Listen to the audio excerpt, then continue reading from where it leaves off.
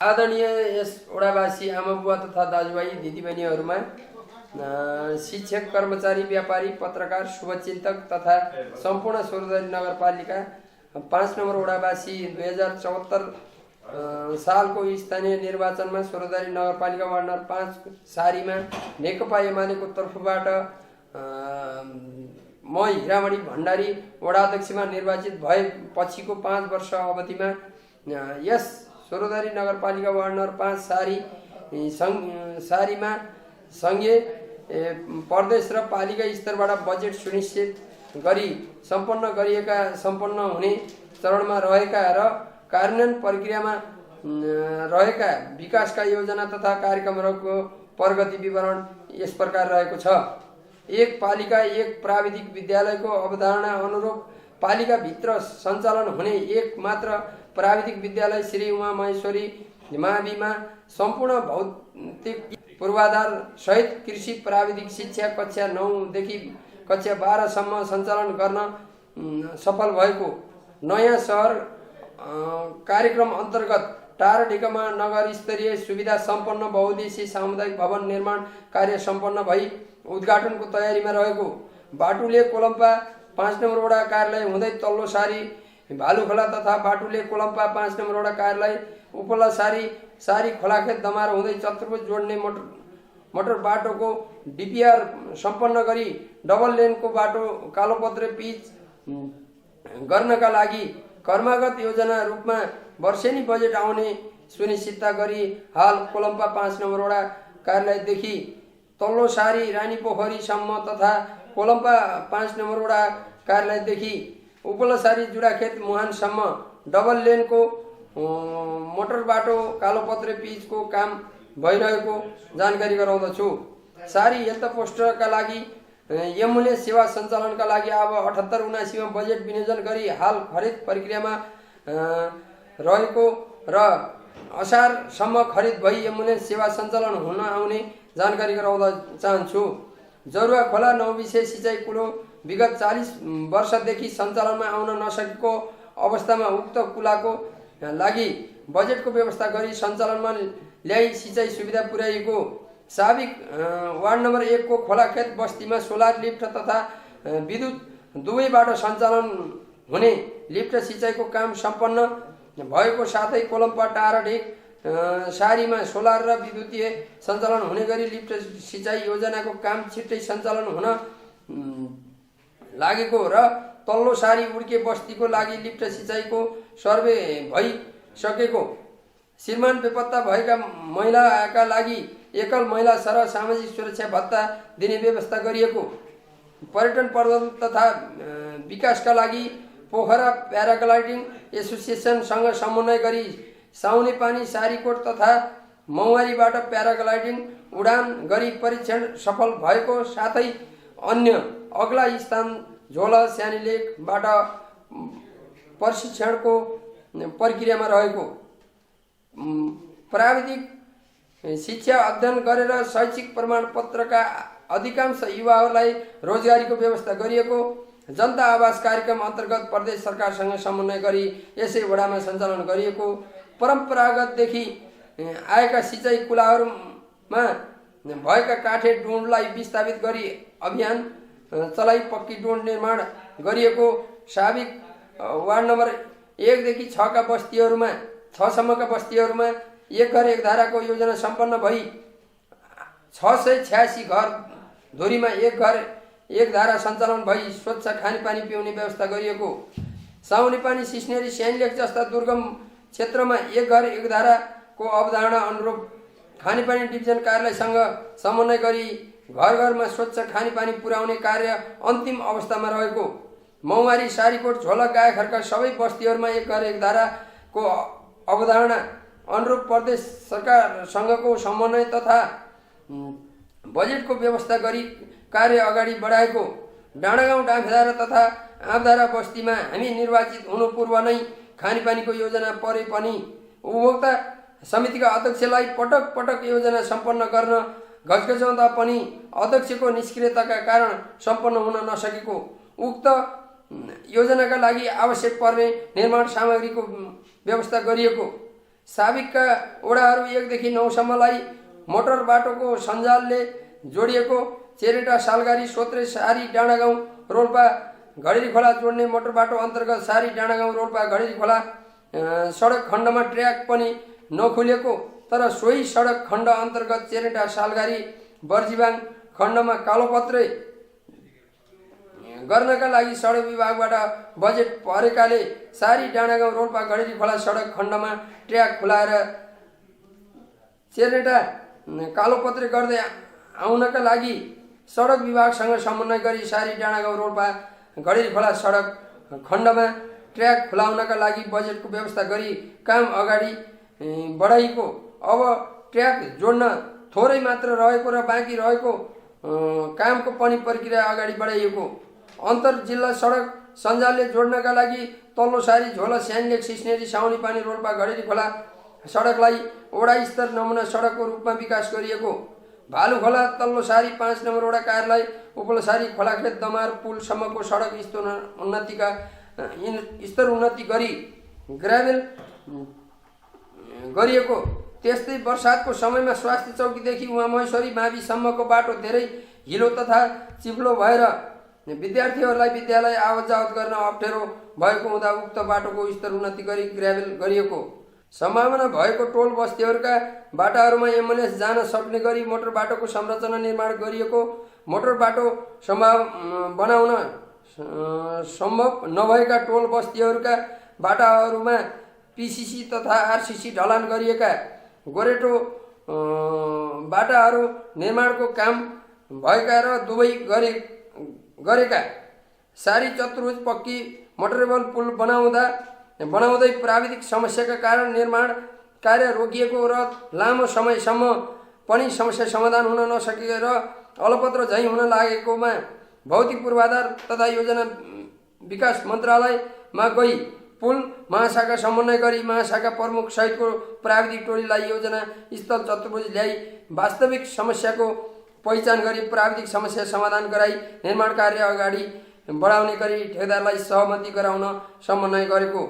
प्रदेश सरकारसँग समन्वय गरी क्वाडी सारी सडक अन्तर्गत तल्लो सारी भालु खोलामा पक्की मोटरेबल पुल निर्माण सम्पन्न अन्तिम अवस्थामा रहेको।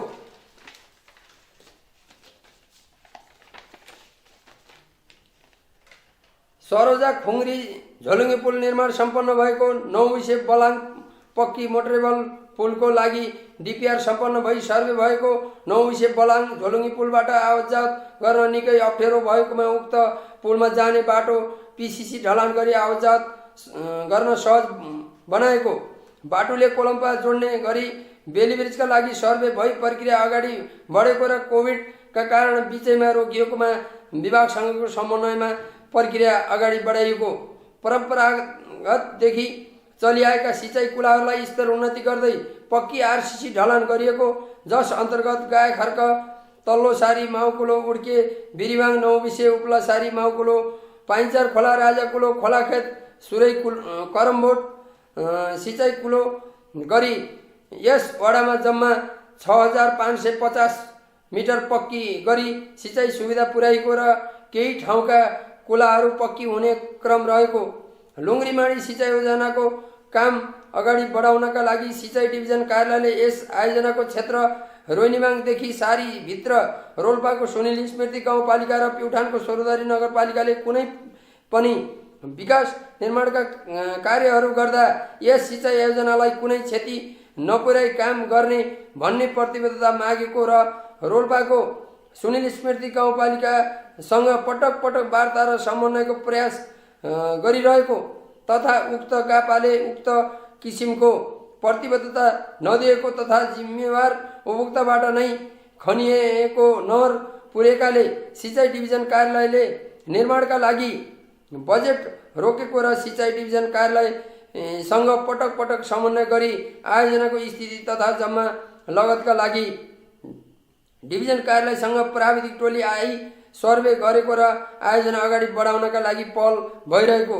डाँडागाउँ सिँचाइ पोखरी खोलाखेत सिँचाइ पोखरी उड्के सिँचाइ पोखरी स्यानलेक सिँचाइ पोखरी निर्माण तथा मर्मत गरी सिँचाइ सुविधा सहज गराएको। खानेपानीका मूलहरू तथा सिँचाइका मूलहरूलाई सुक्नबाट बचाउनका लागि ती मोलहरूदेखि उच्च स्थानमा रिचार्ज पोखरी निर्माण गरी ती पोखरीहरूमा वर्षातको पानी जम्मा गरी मोलहरू सुक्नबाट बचाउन सकिन्छ भन्ने वैज्ञानिक अवधारणा अनुरूप भालु खोला, साउने खोला, राधन खोला, पानीचार खोला लगायतको खोलाका सिँचाइ तथा खानेपानीका मोलहरूलाई समेट्ने गरी साउने पानीमा रिचार्ज पोखरी निर्माण तथा मर्मत गरिएको।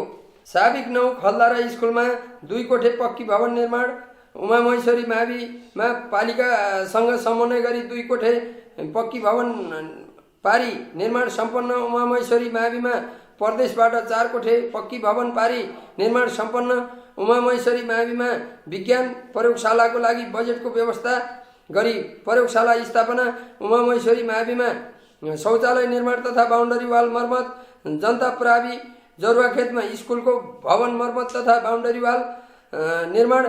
स्यानीलेक स्कुलको भवन मर्मत तथा बाउन्डरी वाल निर्माण साथै शौचालयका लागि बजेट व्यवस्था गरिएको। निर्माणाधीन अवस्थामा रहेको सिस्नेरी छेडा स्कुलको भवन मर्मत तथा वडाभित्र रहेका बाल विकासको आवश्यक व्यवस्थापन गरिएको। डाँडा गाउँको खलधारा स्कुलमा पालिकाबाट 2वटा शिक्षक कोटा तथा स्यानीलेक नेराबीमा 1वटा शिक्षक दरबन्दी पार्न सफल भएको। उमामहेश्वरी माविमा कृषि प्राविधिक धारतर्फ 6वटा शिक्षक दरबन्दी ल्याउन सफल भएको। हाल 5वटा शिक्षक दरबन्दी पदपूर्ति भएको। वडाका विभिन्न स्थानहरूमा प्रेत मुक्ति क्रियापुत्री घर निर्माण गरिएको। खरको छानो विस्थापित कार्यक्रम सञ्चालन गरी 215 घरधुरीलाई जस्ता पाता वितरण गरिएको।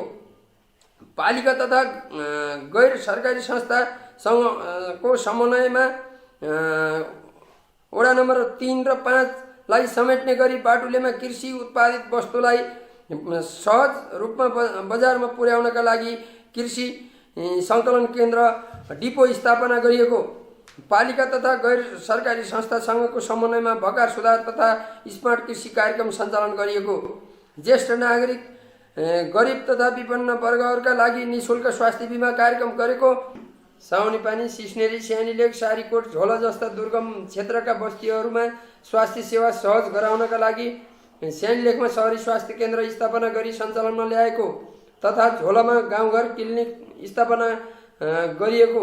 साथै भवन निर्माणाधीन अवस्थामा रहेको सारीको पर्यटकीय क्षेत्र भू बनोटलाई पर्यटक लोभ्याउने बनाउनका लागि डिपिआर बनाई प्रदेश र पालिकाबाट बजेटको व्यवस्था गरी त्यसको संरक्षणका लागि बाउन्डरी निर्माण, पिकनिक स्पोट तथा विश्राम स्थल निर्माण भएको र अन्य भौतिक संरचना निर्माणका लागि केन्द्र तथा प्रदेशमा योजना माग गरिएको। गरिब तथा विपन्न वर्गका लागि निःशुल्क विद्युत मिटर वितरण गरिएको। साथै जनतासँग उज्यालो कार्यक्रम अन्तर्गत मासिक 20 युनिटसम्मको विद्युत महसुल निःशुल्क हुने व्यवस्था गरिएको। धार्मिक तथा पर्यटकीय क्षेत्र साउनेपानीमा स्वर्गद्वारी महाप्रभु आई घुमेको, बसेको, यज्ञ गरेको भन्ने भनाइ अनुरूप उक्त स्थानमा मन्दिर निर्माणाधीन अवस्थामा रहेको र पर्यटकीय प्रबन्धनमा सहयोग गरेको। 3 फेज विद्युत लाइन नपुगेका बस्तीहरू डाँडागाउँ, डाँफेधारा तथा आँपधारा 3 फेज विद्युत लाइन विस्तार भएको र साउनेपानी, सिस्नेरी, स्यानीलेक, सारीकोट 3 फेज विद्युत लाइन विस्तारको काम अन्तिम चरणमा पुगेको। साथै झोला गायखर्क बस्तीमा पनि प्रक्रियामा रहेको। ज्येष्ठ नागरिक, महिला, बालबालिका, अपाङ्ग, दलित तथा सुत्केरी महिलाहरूका लागि न्यानो कपडा वितरण, पौष्टिक खाना, स्वास्थ्य परीक्षण जस्ता कार्यक्रम सञ्चालन गरिएको। 3 पटकसम्म स्वर्गद्वारी मेयर कपमा प्रथम स्थान हासिल गर्न सफल भएको र अन्य पालिकामा हुने प्रतियोगितामा पनि खेलाडीहरूद्वारा राम्रो स्थान हासिल गर्न सफल भएका। जनताका लागि प्रत्यक्ष सरोकार राख्ने विभिन्न योजनाहरू तथा कार्यक्रमहरू सम्पन्न भएको। साथै प्रक्रियामा रहेका योजनाहरूलाई आगामी दिनहरूमा सम्पन्न हुने गरी सुनिश्चित गरिएको।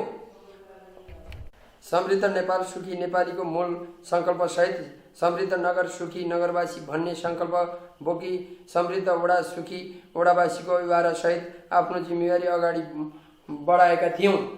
साथै हाम्रो नेतृत्वमा रहेको वडा समितिले यहाँहरूको चाहना, इच्छा बमोजिम हामी के कति काम गर्न सक्यौँ, हामी यही हाम्रै कार्यकालमा चाहिँ विश्वभर फैलिएको कोभिड महामारीका कारण हामीले हाम्रो वार्डवासी पनि गुमाउन पुग्यौँ। म उहाँहरूप्रति हार्दिक श्रद्धा सुमन व्यक्त गर्न चाहन्छु। र विश्वभर फैलिएको कोभिड महामारीका कारण हाम्रो यस वार्डमा चाहिँ क्वारेन्टाइनदेखि ल्याएर हेल्प डेस्क, स्वास्थ्यका मापदण्डहरूदेखि ल्याएर जनतालाई सचेत गराउने कामहरूमा अहोरात्र खट्नुहुने सम्पूर्ण चाहिँ स्वास्थ्यकर्मी, सुरक्षाकर्मी, राष्ट्र सेवक कर्मचारी र वार्डवासी युवा साथीहरू सम्पूर्ण चाहिँ स्वयंसेवकहरूलाई म यही कार्यक्रम यही भनाइ मार्फत चाहिँ धन्यवाद दिन चाहन्छु। र यो महत्त्वपूर्ण समयमा चाहिँ हामीलाई यो वार्डको नेतृत्व प्रदान गर्न, सुअवसर प्रदान गर्ने सम्पूर्ण वडावासीहरूमा हामीले गरेका कामहरू, यहाँका चाहना रहँदै पनि विकास निर्माणका गतिले अगाडि बढाउने सन्दर्भमा यहाँको घर दैलोमा आउन, भेटघाट गर्न कतिपय समयमा हामी सकेनौँ होला। सङ्घीय सरकार, प्रदेश सरकार र नगरपालिकामा व्यस्त रहने, वार्डमा व्यस्त रहने भएका कारणले यहाँका बिचमा आउने चाहना हुँदाहुँदै पनि आउन सकिएन। यद्यपि हामीले गरेका कामहरूको उच्च मूल्याङ्कन साथै हामीले गर्न नसकेका कामहरूलाई आगामी दिनमा पुरा हुने गरी हामीले सल्लाह र सुझाव सहित हामी चाहिँ हाम्रो यी वार्डको विकासका लागि, हाम्रो समृद्धिका लागि, जनताको हितका लागि हामी सदैव यहाँहरूको साथमा रहिरहने प्रतिबद्धता व्यक्त गर्दछौँ। साथै हाम्रो नेतृत्वलाई विश्वास गरी नगरपालिका भए पश्चात यस 5 नम्बर वार्डको पहिलो वार्ड अध्यक्षको रूपमा निर्वाचित गराई यहाँहरूको सेवा गर्ने अवसर दिनुभएकोमा सम्पूर्ण वार्डवासी आमाबुवा तथा दाजुभाइ दिदीबहिनीहरूमा हामी लगायत हाम्रो टिमको तर्फबाट सम्पूर्ण वडावासीहरूमा हार्दिक धन्यवाद व्यक्त गर्दछौँ। कार्यकालभित्र गरिएका माथि उल्लेखित प्रगति विवरण तपाईँहरू समक्ष राख्दै अहिलेलाई बिदा हुन चाहन्छौँ। नमस्कार।